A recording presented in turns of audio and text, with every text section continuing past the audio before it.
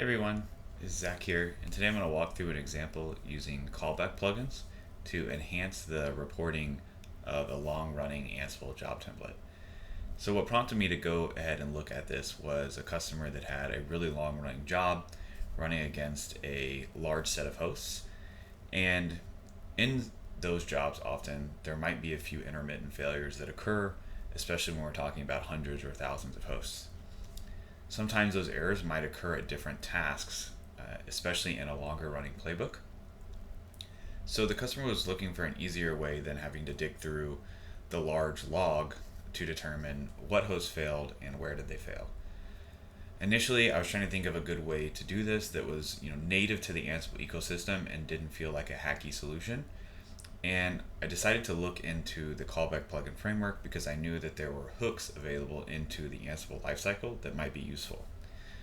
Ultimately, what I ended up finding was a few different hooks that I could leverage, which I've outlined here in the blog and will show in the actual plugin itself. But specifically, I'm going to be hooking into when the playbook gets started to really just extract the name of the playbook for reporting purposes.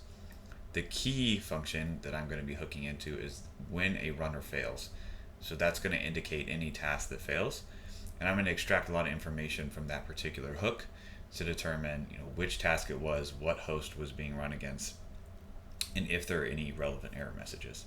And then finally, there's a function playbook on stats, which effectively indicates the end of the run. And I'm going to aggregate all that information and build a report from it and ship that out via email. For my particular solution, but also could just display it to standard out for basic or kind of a more raw logging format. So if I scroll down here, I want to quickly call out one thing that's going to be important for the email part of this solution, and that's going to be a credential type. So similar to any other usage of a collection or particular module that can leverage a custom credential, the Callback Plugin framework has access to those same environment variables.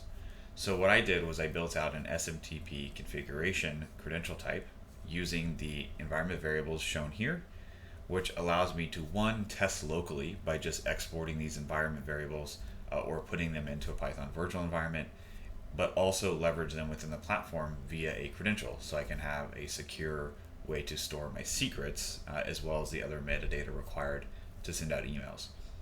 So this isn't the full credential type configuration, but in the demo when I go into AP, I'll take a look at what that looks like. But this is the important bits as far as what environment variables the plugin is actually going to rely upon to send out the email. So let's next go into GitHub, and we'll take a look at my callback plugin. So I'm going to dive a little bit deeper into those lifecycle hooks that I mentioned a few minutes ago. So we scroll down here, you'll see the same functions that I'm overriding using the callback module base, right? So this is our framework for callback plugins, and I'm picking out those hooks that I want to override to implement my particular plugin. So from the playbook on start, again, like I mentioned, just pulling out the playbook name. The on failed is where I get a little bit more information. So I'm going to get that host name, get the name of the task, timestamp for reporting purposes, as well as the reason. And so that's going to be useful for a little bit of that next layer of information in a basic report, which again, you may need to dive a little bit further, but at least you know where it is, who it affected, and when. And then, of course, I'm building out a dictionary here as the playbook's running, which I'll aggregate at the end, which brings us to the next function. So our playbook on stats. This is where I'm going to aggregate all that information. I will write it out to the standard log using this self-display here. So just kind of a raw logging format. And then if you've configured an SMTP server, I will go ahead and send out that email. And I'm not going to dive too deep into that function, but you can see here, this is me just leveraging the native Python library for sending emails to build out a configuration, template a report. So I do use Jinja to template a report and get a nice tabular format. And then I send the email out. So that's for the plugin itself.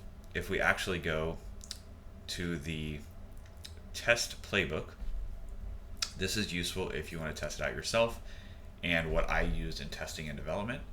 So I wrote this to be as portable as possible. And you can see here, it just has a couple of plays actually. Normally I only have one play in my playbook, but here I have one play that's going to set up an in-memory inventory, which is really a fake inventory. So I have 3 hosts that I'm giving a name.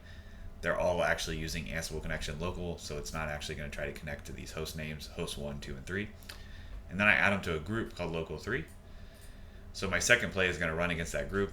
This just allows me to have a play that runs against 3 different hosts to simulate running against a bigger set of environment.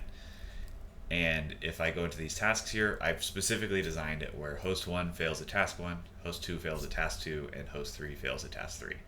That's useful to demonstrate the reporting capabilities of the plugin itself. Obviously not a useful playbook in the real world, but it was great for testing, and I think it's a good way if you want to experiment with it to get a feel for how it works. So moving on from the playbooks to the platform itself, I'm going to go ahead and log in here. And here is an example run, but let's go to the template. So this is my template. You can see it's pointing at that failed at report playbook that I just covered, and it's got a credential linked for the callback plugin email. So I'm going to actually go ahead and dive into this credential, and you can see I've got it configured to send myself an email using Gmail's SMTP server, but of course you can configure that to work in your particular environment. And for the callback, the credential type, is the SMTP callback. So this is what I custom created. And my input configuration, you can see here, is building out that form that would be the user input to create their own credential and fill in things like the username, the password, the server, the from address, and the to address. Some of the filter required for building out this particular credential, but then we scroll more down. The injector configuration is also very important and is what is showed in the blog. Right? So that's how do the values from the user input get injected into the environment. And the callback plugin is specifically written to pick up these environment variables. If statement, if you recall from that sneak preview of the plugin, if this environment variable is not defined, it just won't try to send an email because there's no SMTP server to use. So let's go back to the template itself. So we'll go to our jobs, and navigate to the template, and I'm going to go ahead and give it a launch. And of course, this is going to run, it's going to fail, right? Each host is going to fail. If we scroll up, host 1 you'll see fails at task 1, and you'll see there's only 2 hosts here, right? Because host 1 gets removed from the execution. And if we keep going, task 3 ultimately fails at, or host 3 ultimately fails at task 3. So executed as we expected, and you'll see here at the bottom, this is our raw reporting that the plugin will do. So it's showing, hey, this is host failed at output from the plugin itself. Host 1 failed at task 1, and the reason was, some made-up reason. So you fell victim to one of the classic blunders. Bonus points if you can notice the reference. But you'll see that, of course, that's a bit raw, right? It's useful if you don't want to send yourself an email and you just want a summary at the bottom of the playbook logs. But the email itself, if I go back to my blog post, will look like this. So the email that's sent to me is going to say, the playbook, the name of the playbook failed, and it'll present you a nice table of the hosts that failed, what time they failed during the run, the name of the task, and then the reason. So leveraging this, you can actually get, a nice summary of any playbook that's running simply by including that callback plugin. And I have actually packaged it into a collection called zjleblanc.utils. So if you want to just leverage it that way, you can install that collection and then reference it in your callback plugins. And I've got some information in the post on how to do that. But you could also just copy the source code and include it locally in your repository, tweak it to fit your needs, maybe tweak the template to get an output that you like. But I hope that it helps you and also kind of opens up ideas for other ways to use callback plugins, because I think one of the cool things about Ansible is that it is so extendable, and that pluggable nature makes it possible to do some custom things and feel like you haven't hacked together solutions. It still fits well into the Ansible framework. So thank you for watching, and if you have any questions, feel free to drop a note.